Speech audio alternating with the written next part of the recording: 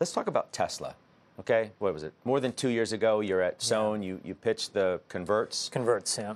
Where are you with those today? And then I want to talk to you more broadly about that company. So if you take a step back, right? If I asked you to sort of, attempt to drive a golf ball off the pier here into a teacup and gave you 1 million tries, I suspect that in 1 million times you would not be able to do it. But if you then took somebody else and they were able to do it 9 times out of 10, you'd say, wow, that person is a great golfer.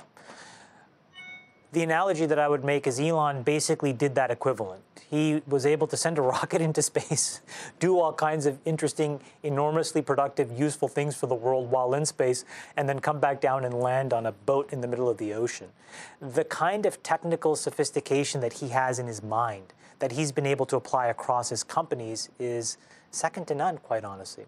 So when we looked at Tesla, what we thought was a company at an inflection point that was as close to its version of an iPhone moment. And what I mean by that is a company that had been growing up, taking risks, and had finally found the mass market product that would unlock an enormous amount of product market fit. And that was the Model 3. And so far, what I would say is he's living up to what he has signed up for, which is to commercialize electrification, to commercialize an incredible user experience at a price point that has frankly cannibalized its competitors. And what you see in the results, in my opinion, is a company that is now maturing under all of that demand. And so, again, is it the best suited company if you want to drive and observe quarter-over-quarter precision and performance? No. But if you want to take a step back and take a 3-5 year view and say, where can I compound my money? And particularly with the converts, what's so beautiful is it's downside protected because it sits on top of all the equity and the other debt. And so if you have any concern that there's liquidity issues, or if you have any concerns that the company may have to sell, they get paid first. So to me, it was a riskless option on the Edison of our generation. But you weren't you weren't necessarily comfortable enough with the story to buy the common stock? The reason is because the common stock is not controlled, unfortunately, enough by him or the insiders.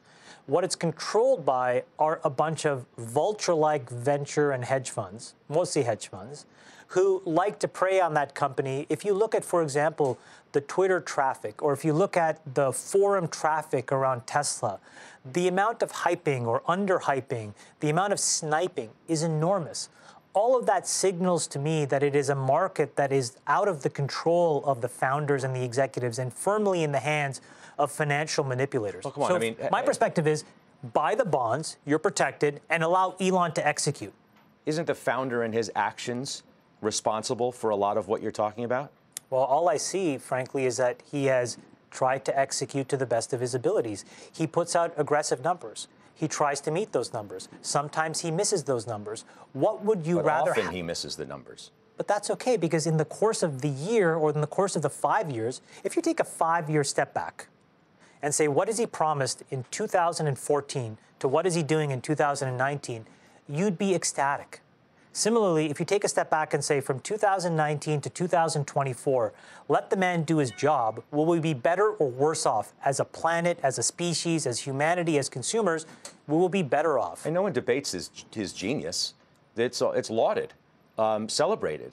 It's the fact that the way he runs his company. You're comfortable with that? If you're an investor in Tesla, you're 100% comfortable with the way he is a CEO? Yeah.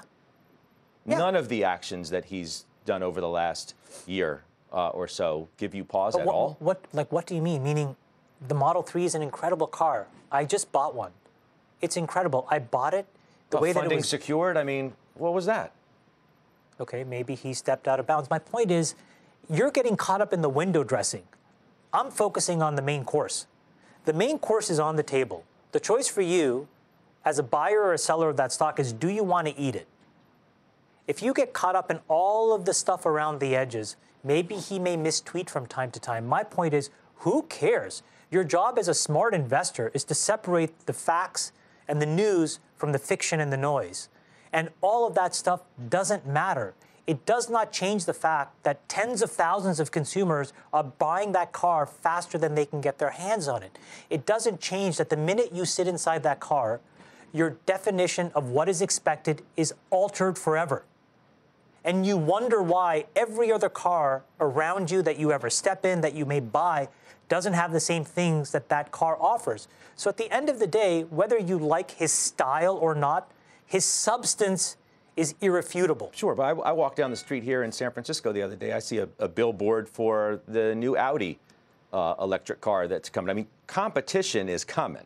If it's not already here, that gives you no pause? You're right, because I remember all the Zune media players I bought after Apple released the iPod. I also remember the enormous number of amazing smartphones I bought when the iPhone was launched. It's not what people do. You know, it tends to be the case that when you redefine expectations and you have a category leader and you have an indelible brand and a mark that people recognize, the easiest decision, let me be a little pejorative, the lazy decision is to pick the winner and go with it. And in this case, there is a clear winner in electrification. It is done. That die has been cast. And so now the question is, can he build the infrastructure to deliver the demand? And if given time and if given patience, I believe he will, and I vote with my money that he can do that. And everybody that bets against him can do that as well, but at what stake, really? Because it's not as if there's no downside protection for the stock. The people who short this company are so short-sighted because the number of companies that would come out of the woodwork, you don't think that Apple, with $200 billion of cash, backstops this company and has a chance to enter a $1 trillion market overnight by buying that business if it gets imperiled in any way? Google, which already tried to buy it, wouldn't try to buy it again? I'd say it's a risk. So what are we betting against? We're betting against a cleaner Earth because we don't like that. We like to suck in the carbon monoxide and the fumes from all these cars. We're betting against beautiful flat screens, beautiful ways in which to manage your experience inside the car because we don't like that. No, we're betting against whether he can deliver what he says, the fundamentals of the company. That's what they're betting against. No, that's not true. People are betting against his style. They don't like his style. It's not just that. It is come on, just that. There's smart people like Jim Chanos. He's a smart investor. He's not betting just on his style. Jim Chanos makes money once a decade.